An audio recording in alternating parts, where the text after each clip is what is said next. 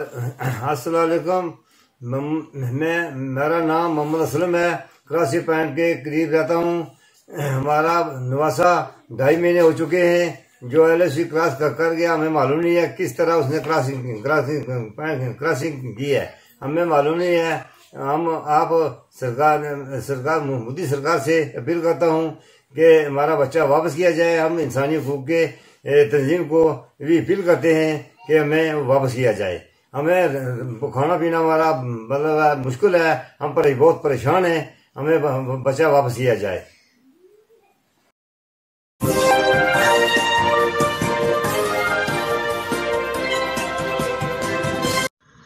अस्सलाम वालेकुम। मेरा अरबाब अरबाब है। मैं अस्मात का हकीकी मामू हूँ, जो 25 नवंबर 2021 को Jammu Kashmir Poonch sector 33 note crossing point, जिसे चक्कांदा बाग भी कहा जाता है, से गलती से क्रॉसिंग लाइन अबूर कर गया, जो अभी तक घर वापस नहीं आया। अस्मात की उम्र सिर्फ 14 साल है। वो 3 माह का था जब उसकी माँ मेरी बहन फौत हो गई। उसके बाप ने दूसरी शादी कर ली। अस्मात को उसकी नानी नाना ने बड़ी मुश्किलों से पाला पोसा और इस वक्त अस्मात 9वीं क्लास का तालिब इल्म है। हम रियासत जम्मू कश्मीर के उस हिस्से में रहते हैं जो रियासत जम्मू कश्मीर को तकसीम करता है, जिसे सीज़फायर लाइन कहा जाता है। बल्कि यूँ कहें कि हमारे घर की दीवार के साथ ही सीज़फायर लाइन शुरू हो जाती है। मेरा भांजा अस्मात, जिसे परिंदों से बहुत प्यार है, उसने घर में भी परिंदे पाल रखे हुए हैं, कुत्ता भी रखा हुआ है। तो उसने उस दिन परिंदे उड़ाए जो कि उड़ के उस तरफ चले गए। वो बच्चा था, उसे मालूम नहीं था, और वो परिंदों के पीछे भागता हुआ सीज़फायर लाइन क्रॉस कर गया, जो अभी तक वापस नहीं आया। हमारे घर वाले इंतहाई परेशानी के आलम में। मेरी माँ यानी कि अस्मात की नानी, जिन्होंने उसे पाला है, वो बहुत कर्ब में है, पूरा दिन रोती रहती हैं। इसका नाना भी पूरा दिन रोते रहते हैं। उस घर का बड़ा मैं ही हूँ, जो मेहनत मजदूरी करके निज़ाम चलाता हूँ। इस वीडियो के ज़रिए मैं ये कहना चाहता हूँ कि हमारे घर सख्त परेशानी के आलम में है। बराए मेहरबानी इंसानी हमदर्दी से हमारा भांजा हमारे घर वापस भेजा जाए। नमस्कार, आदाब। मैं खुशबू अख्तर आज एक अलग मुद्दे को लेकर आपके साथ जुड़े हैं, जिस पर बात करना ज़रूरी इसलिए है क्योंकि उसके ऊपर कोई बात नहीं करना चाहता, उस मुद्दे को कोई नहीं उठाना चाहता। बात 14 साल के बच्चे की है जो बॉर्डर पार कर इस तरफ आ गया है और 3 महीने से जेल के पीछे है। जुवेनाइल के तौर पर वो सज़ा काट रहा है, लेकिन उसका जुर्म यही था कि वो कबूतर के पीछे इस तरफ आ गया और इस देश में आने के बाद वो अपराधी हो गया है। इसी मुद्दे पर आज राहुल कपूर, जो सोशल एक्टिविस्ट हैं, हमारे साथ जुड़े हैं, उसके ऊपर मेहनत कर रहे हैं। क्योंकि जब भी बात पाकिस्तान की आती है तो हर कोई बचने लगता है, बगले झाँकने लगता है, क्योंकि देश के माहौल में पाकिस्तान की बात करना या उनके लोगों के लिए आवाज़ उठाना कहीं ना कहीं परेशानी का सबब बन सकता है। लेकिन उसके बावजूद बात 14 साल की बच्चे की है, जिस पर हम कोशिश करेंगे कि हमारी ज़रिए उस बच्चे को मदद मिल पाए। तो सबसे पहले आपका पल पल न्यूज़ में स्वागत है। जी, बहुत धन्यवाद आपका कि इतने गंभीर मुद्दे पे, सेंसिटिव इशू पे आपने मौका दिया मुझे अपनी बात रखने का। मैं ये जानना चाहूँ, आप हमारे दर्शकों को स्पेशली बताएं कि मुद्दा क्या है, किस तरह से आपको लगा कि उस बच्चे की मदद करने की ज़रूरत है।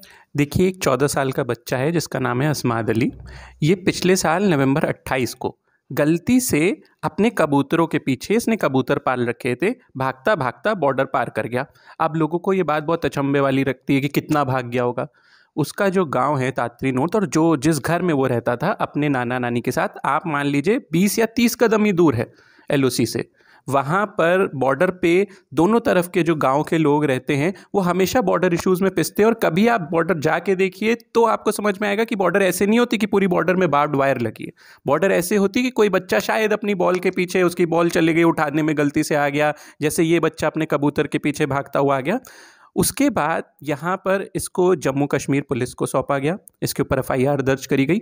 एफआईआर में नेशनल सिक्योरिटी से रिलेटेड कोई भी मुद्दा नहीं है, क्योंकि आर्मी और पुलिस दोनों वेरीफाई कर चुकी, समझते हैं कि हाँ बच्चा गलती से आया है, एकदम बॉर्डर पार कर गया।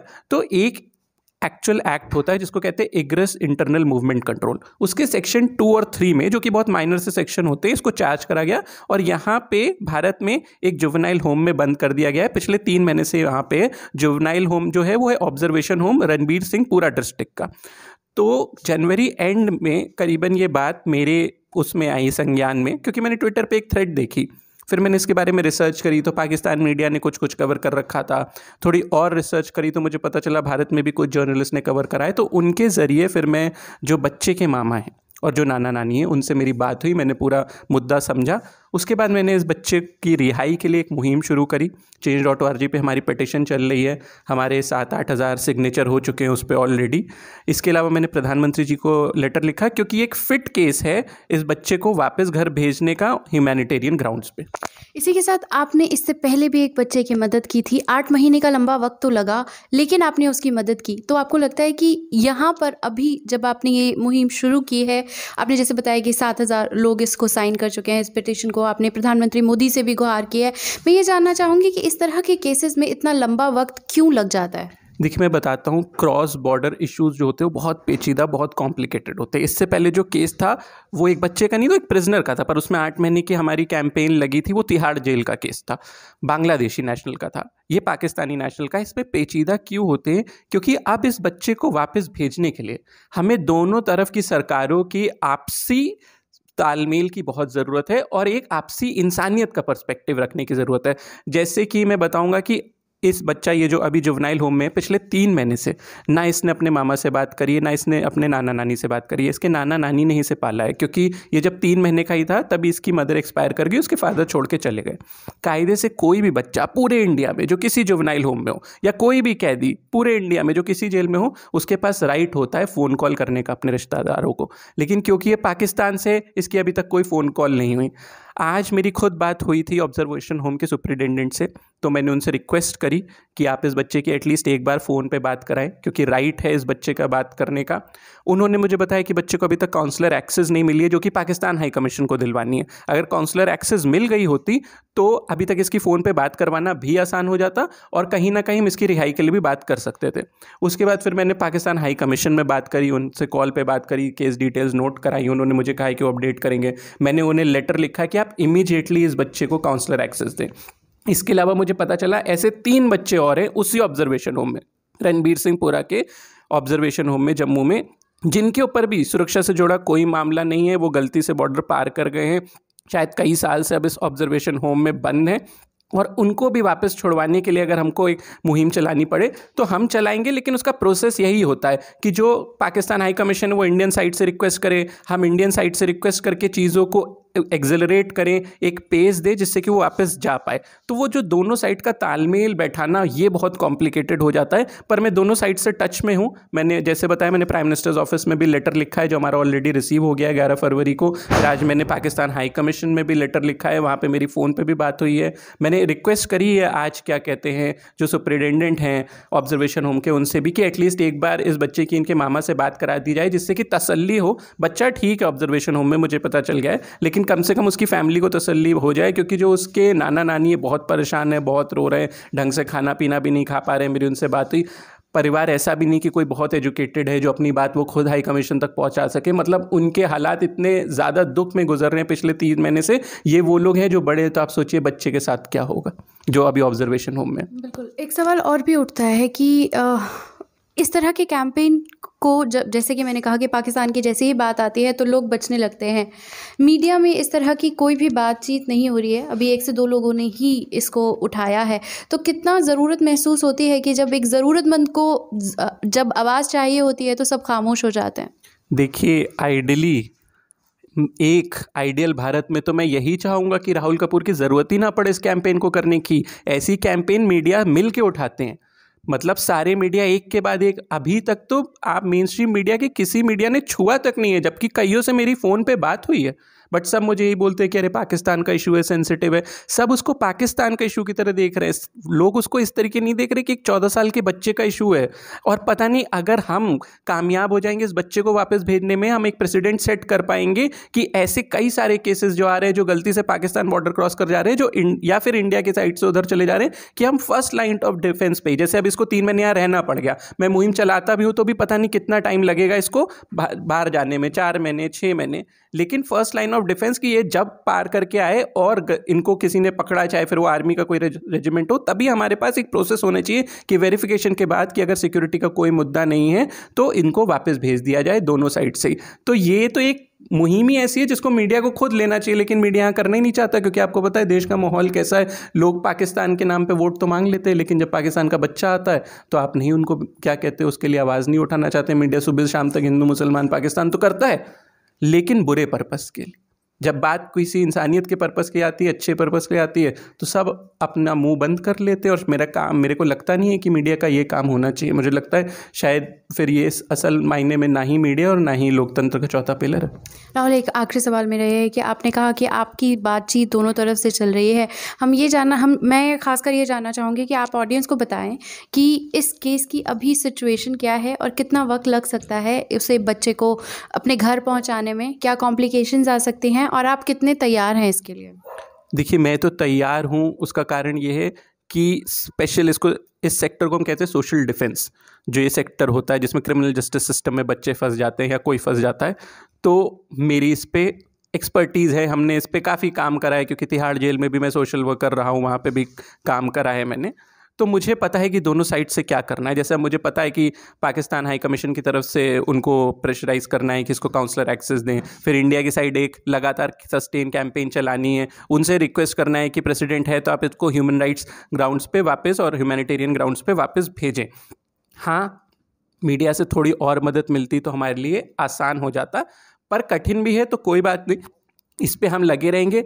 वक्त कितना लग सकता है ये बताना बहुत मुश्किल है, लेकिन मैं उम्मीद करता हूं कि अगर राइट डायरेक्शन में सब लोगों से बातचीत मेरी चलती रही और सब लोग जिस तरीके से हम उन्हें बता रहे हैं, जैसे पाकिस्तान भी काउंसलर एक्सेस दिलाए, फिर इंडिया में भी जो ऑफिस ऑफ एलजी है, मनोज सिन्हा जी हैं जो JNK में, वो भी इस केस को ह्यूमैनिटेरियन ग्राउंड्स पे ले, तो वहाँ डिस्क्रिशनरी पावर के अंडर इसकी रिलीज़ ऑर्डर और रिपैट्रिएशन ऑर्डर कर सकते हैं जारी। और फिर मुझे लगता है कि 2 महीने में हम इसको वापस भेजने को कामयाब हो जाएंगे। और जब हम इसको वापस भेज रहे होंगे तो हम डेफिनेटली उन 3 बच्चों का भी मुद्दा उठाएंगे जो भी सेम ऑब्जर्वेशन होम में, कि चारों को साथ ही भेजें, मिठाई के डब्बों के साथ भेजें, जिससे कि एक अच्छा प्रेसिडेंट बने कि हमारा भी कोई बच्चा वहां फंसे तो उसको भी जल्दी भेज दिया जाए, उनका भी फंसे तो यहां भेज दिया जाए। और एक चीज मैं जरूर लोगों को बताना चाहूंगा आपके माध्यम से, कि जैसा हम समझते हैं बॉर्डर एरिया वैसा नहीं होता है। जैसा हम समझते हैं कि बड़ी बड़ी दीवारें लगी हैं, ऐसा नहीं होता है। कई लोगों के सवाल होते हैं बच्चा था तो आ कैसे गया, आ जाते हैं बच्चे। क्या ऐसा नहीं होता कि हमारे यहाँ स्कूल में पढ़ने वाले बच्चे